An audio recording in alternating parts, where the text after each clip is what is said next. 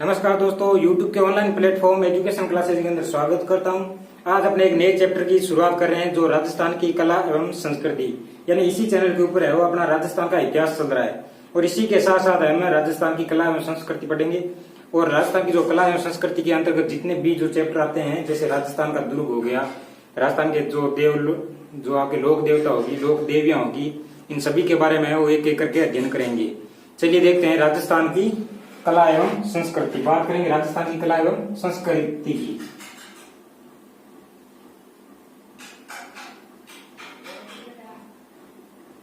राजस्थान की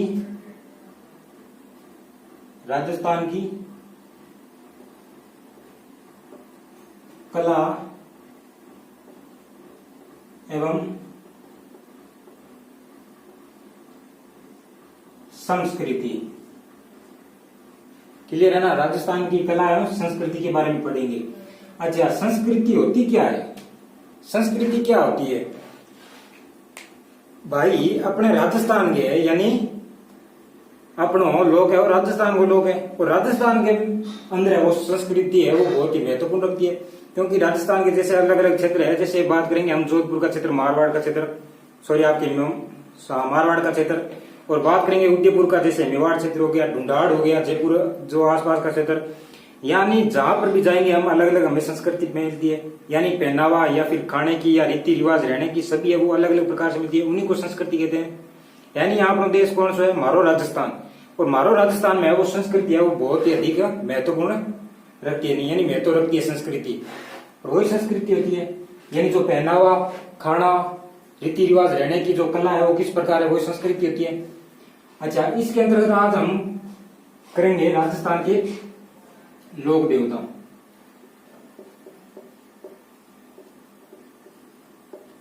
लोक देवता के बारे में बात करेंगे। अच्छा, लोक देवता के बारे में हम बात करते हैं तो उसमें सबसे पहले आता है, सबसे पहले और सरल क्वेश्चन, एक ही सरल क्वेश्चन पूछा जाता है, सरल क्वेश्चन पूछा जाता है कि इन लोक देवताओं में से कौन से लोक देवता है वो पंचपीरों में शामिल नहीं है। यानी आपको लोक देवता दे देंगे 4 ऑप्शन और उनके अंदर पूछेंगे कि इनमें से कौन से लोक देवता है वो आपके पंचपीरों के अंदर है वो शामिल नहीं है। चलिए उसकी एक छोटी सी ट्रिक देख लेते हैं। पंचपीरों की ट्रिक आती है कि हमारा गोपा,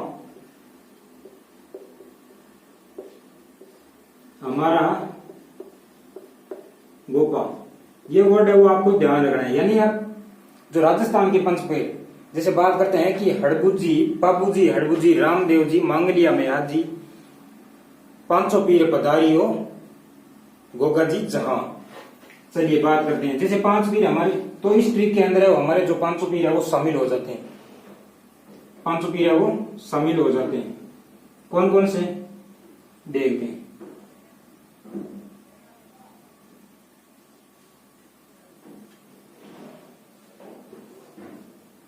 चलिए हमने 5 खंड बना लिए।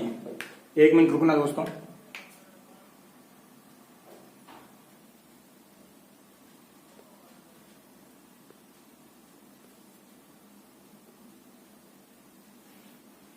चलिए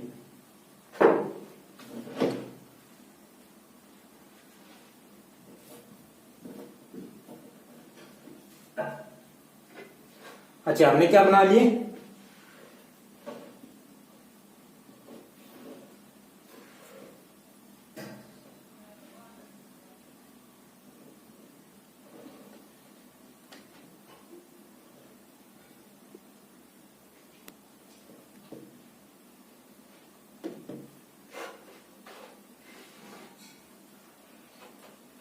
हमने 5 खंड बना लिए और इन्हीं 5 खंड के अंदर है वो हमारे 500 पीर शामिल हो जाते हैं। जैसे बात करते हैं हमारा, यानी है से क्या हो जाएगा?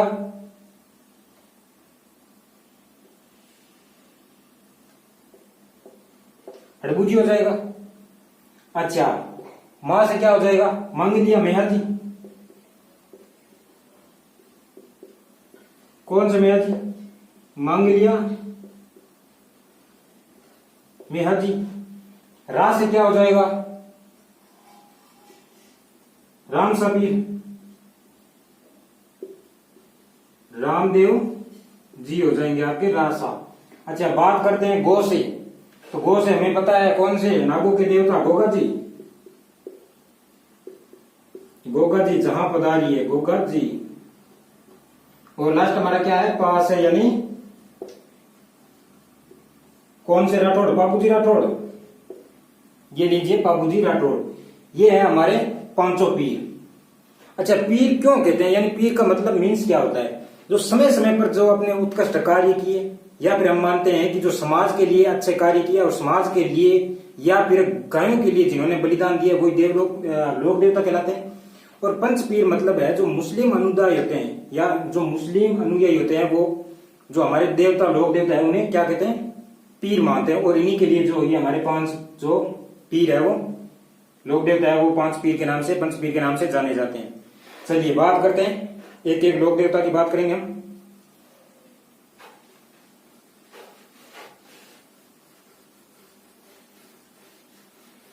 पहले लोक देवता लेते हैं कौन से,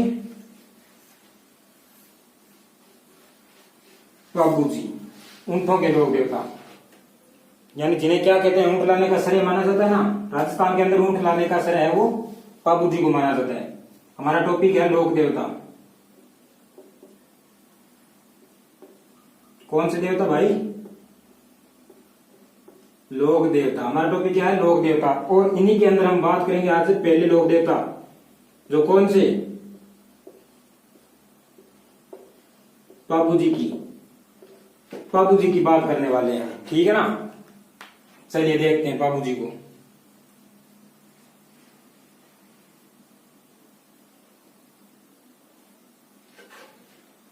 अच्छा, जो बाबूजी लोक देवता है, इनकी जो बेसिक जानकारी हम लेंगे कि इनका जन्म कहाँ होता है, पिताजी का क्या नाम थे, माताजी का क्या नाम था, और इनका जो विवाह होता है यानी जो इनका संबंध होता है वो कहां पर होता है। चलिए देखते हैं।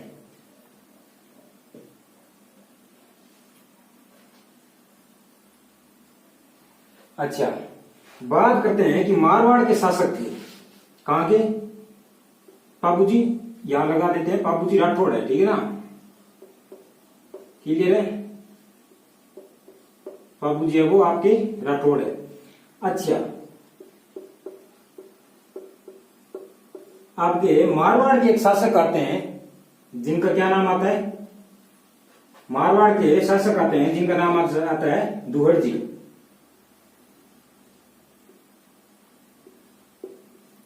दुहड़ जी कौन थे, राठौड़। और ये वही दुहड़ जी हैं जिन्होंने आपके मारवाड़ के राठौड़ों की जो कुलदेवी है नागनेची माता, जिनकी मूर्ति कर्नाटक से लाकर नागाना गांव बाड़मेर के अंदर, कहां पर है, नागाना गांव है वो, बाड़मेर के अंदर क्या किया, स्थापना की और मंदिर का निर्माण कराया। ये वही दुहड़ जी है, दुहड़ जी। और इन्हीं के एक छोटे भाई लगते हैं, यानी इन्हीं का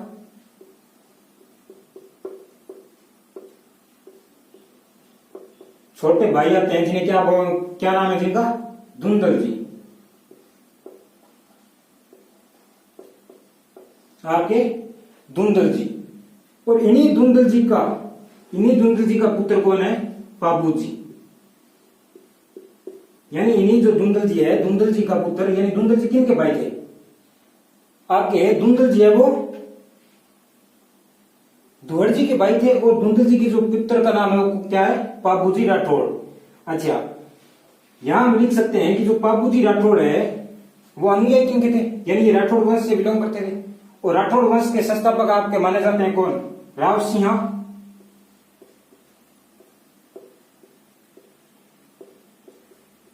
राव सिंह के वंशज माने जाते हैं। अच्छा, मैं इसको एक बार हटा देता हूं, राव सिंह के वंशज माने जाते हैं।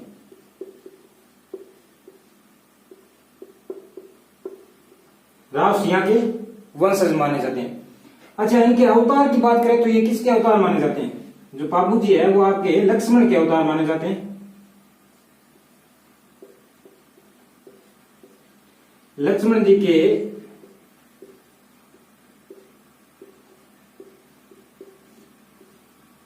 अवतार माने जाते हैं। जो बाबूजी है वो आपके लक्ष्मण जी के अवतार माने जाते हैं। यानी ऐसे चार लोक देवता आते हैं जो आपके किसी न किसी देवता के अवतार माने जाते हैं। जैसे बाबू जी है वो आपके लक्ष्मण जी के अवतार माने जाते हैं। अच्छा, बाबू जी के जन्म की बात करते हैं। बाबू जी के आपके जन्म की बात करते हैं तो जन्म होता है वो मारवाड़ क्षेत्र के गांव आता है एक कोल्लूमंड।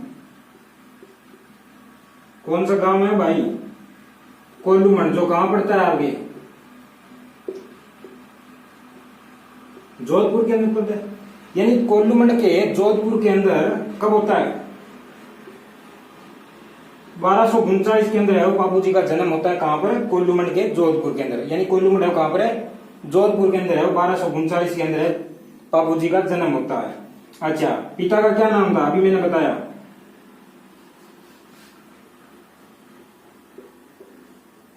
बात करते हैं पिता, तो पिताजी का क्या नाम था? धुंधल जी।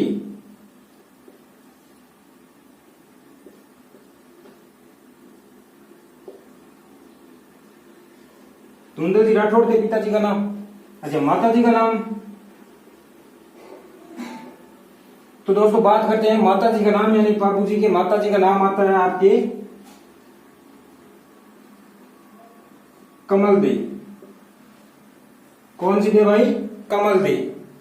यानी बाबू जी क्या है वो आपकी माता जी का नाम आता है कमल दे। अच्छा, बात करते हैं पत्नी का।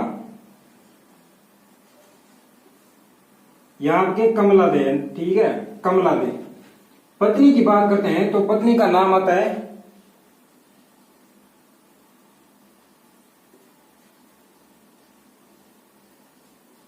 फूलन दे, या फिर हम मान सकते हैं सुप्यार दे।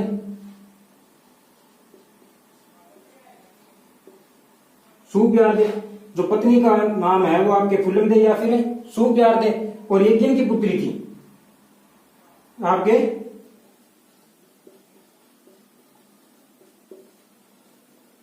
कहां के शासक? अमरकोट, जो वर्तमान में कहां पड़ता है? पाकिस्तान के अंदर। यहां का आपके शासक थे जिसका नाम है सूरजमल सोडा।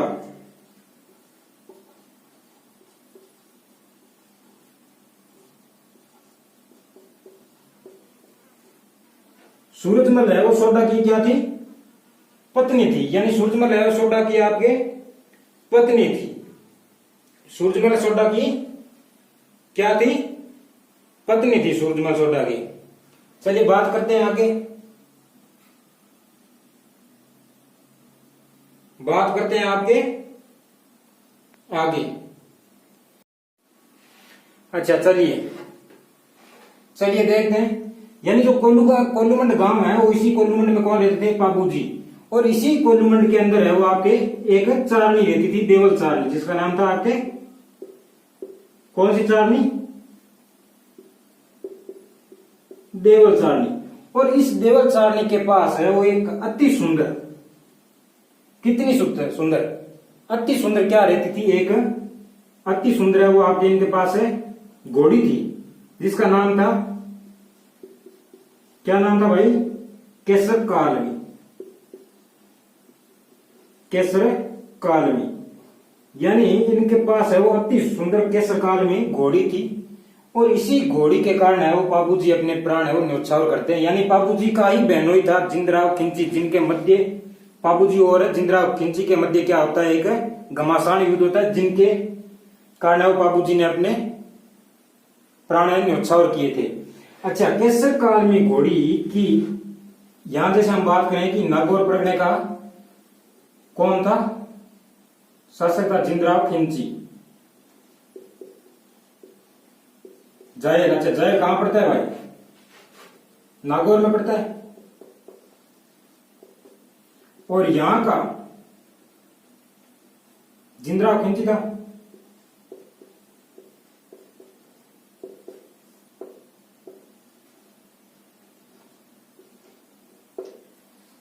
जिंदराव खिंची था। और जिंदराव खिंची के साथ है वो बाबूजी राठौड़ की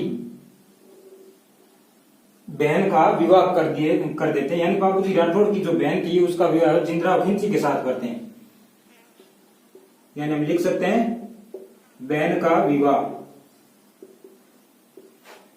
और एक बार है वो बाबू जो जिंदराव खिंची है वो अपने ससुराल जाते हैं, यानी बाबूजी के गांव कोल्लूमंड आते हैं एक बार है। कोल्लू मंडाते हैं तभी आपके कोल्लू मंडाते हैं तब में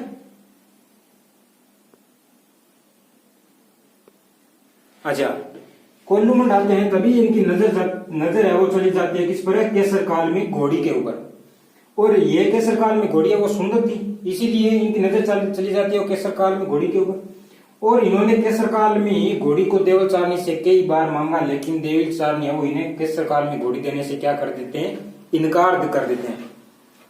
घोड़ी देने से क्या कर देते हैं, आपके इनकार कर देते हैं।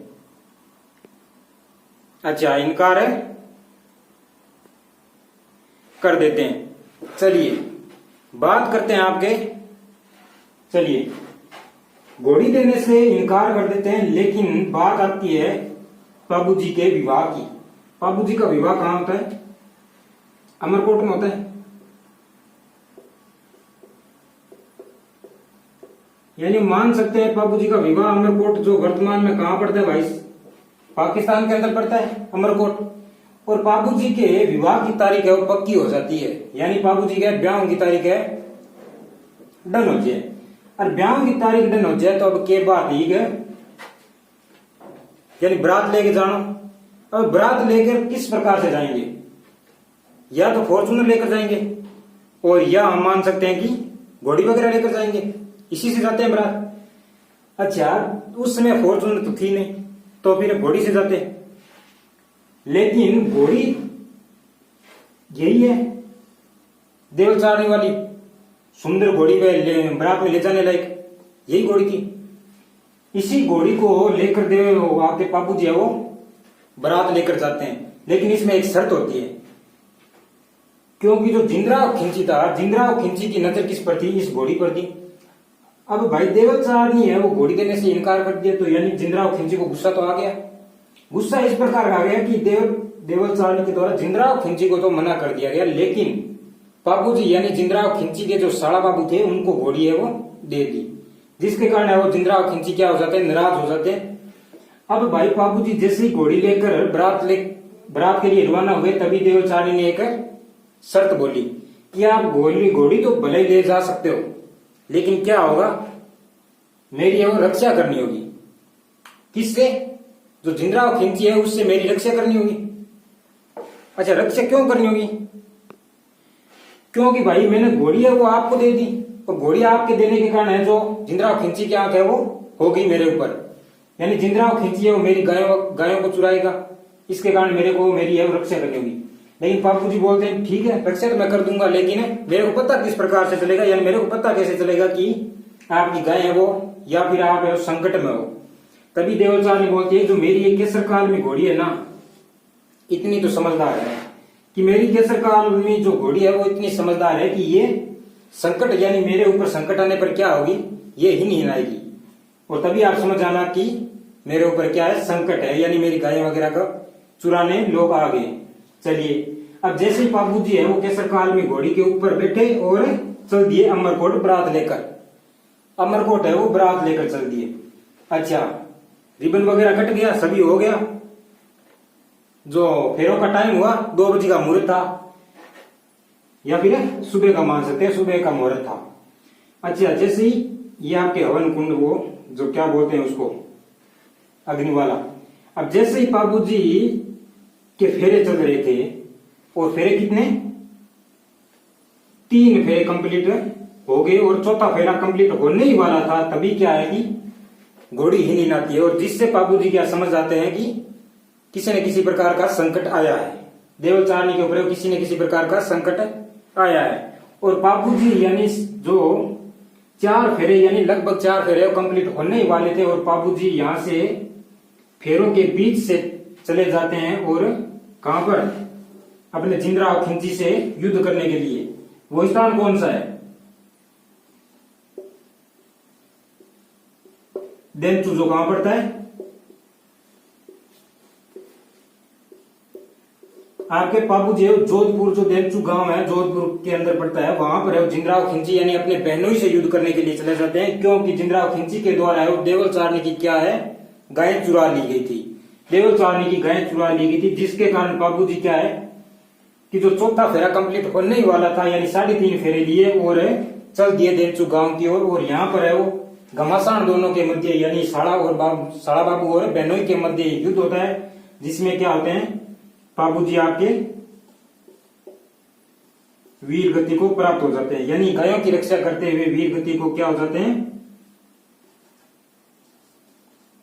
वीर गति को प्राप्त हो जाते हैं। यहाँ पर बाबूजी आपके वीर गति को प्राप्त हो जाते हैं। इतनी बात समझ में आई आपको? यानी ये एक कहानी है और इसी कहानी के तौर पर ही आपको याद रखना है, जिससे आसान रहेगा आपके। जो अमरकोट वर्तमान में पाकिस्तान पड़ता है और यहीं पर है बाबूजी की क्या है ससुराल है बाबूजी का। चलिए देखते हैं आगे।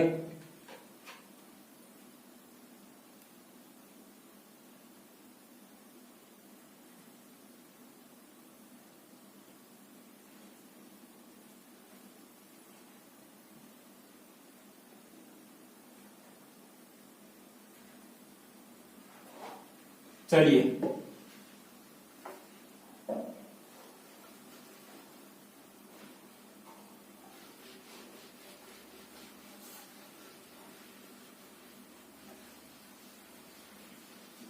अच्छा, बात करते हैं कि बाबूजी की मृत्यु कहां होती है, यानी बाबूजी की समाधि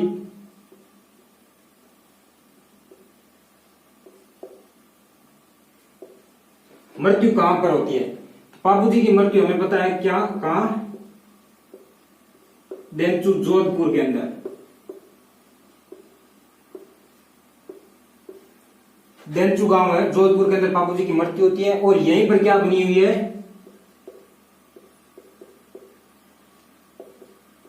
यानी बोल सकते हैं कि बाबूजी की जो समाधि है वो कहां पर बनी हुई है, देंचू गांव के अंदर बनी हुई है। लेकिन जो बाबूजी का मुख्य मंदिर है, वो मुख्य मंदिर या फिर जो मेला भरता है बाबूजी का, वो कहां पर भरता है, कोलूमंड गांव के अंदर। यानी हम बात करते हैं बाबूजी का मुख्य मंदिर,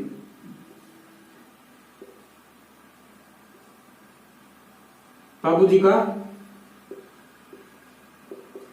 मुख्य मंदिर। अच्छा, बाबूजी का मुख्य मंदिर कहां पर है, चलिए देखते हैं।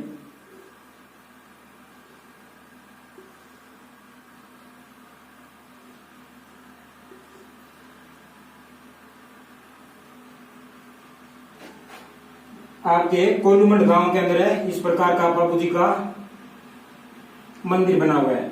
कहां पर बना हुआ है,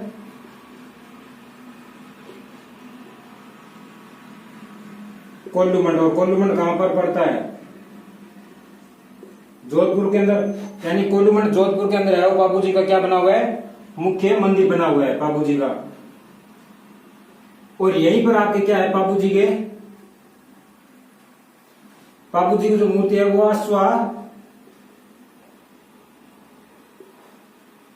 बाबूजी की यहां पर है वो अश्वारोही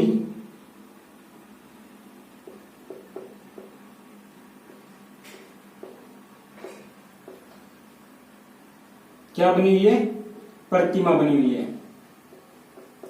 यहां पर है वो बाबूजी की आपके अश्वारोही क्या बनी हुई है, प्रतिमा बनी हुई है।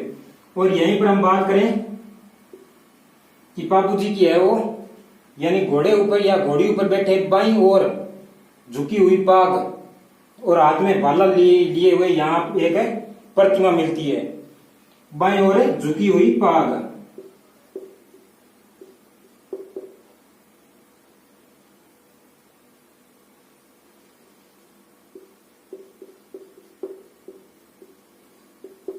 बाईं ओर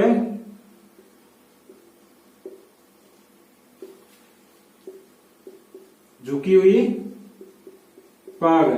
यहां पर बाबूजी की प्रतिमा मिलती है, घोड़े ऊपर सवार है और हाथ में भाला लिए हुए, यानी जो पाग पकड़ी है वो किस ओर झुकी है, बाईं ओर झुकी है। चलिए बात करते हैं। और यही है बाबूजी का क्या है, मुख्य मंदिर है। कौन सा मंदिर है, मुख्य मंदिर है। अच्छा, यहां पर जो मेला भरता है बाबूजी का वो कब भरता है,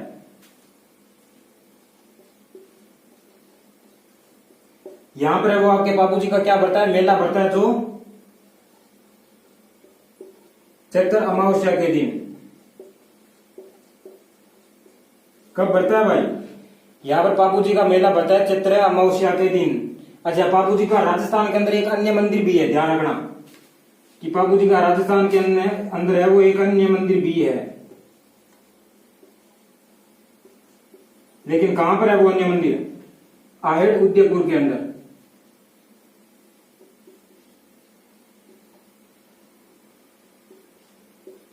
आहेड़ उदयपुर के अंदर है वो अन्य मंदिर भी है।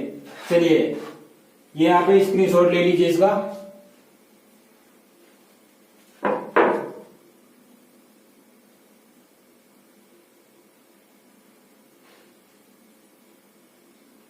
अच्छा, बाकी करेंगे हम कल, जो बचा हुआ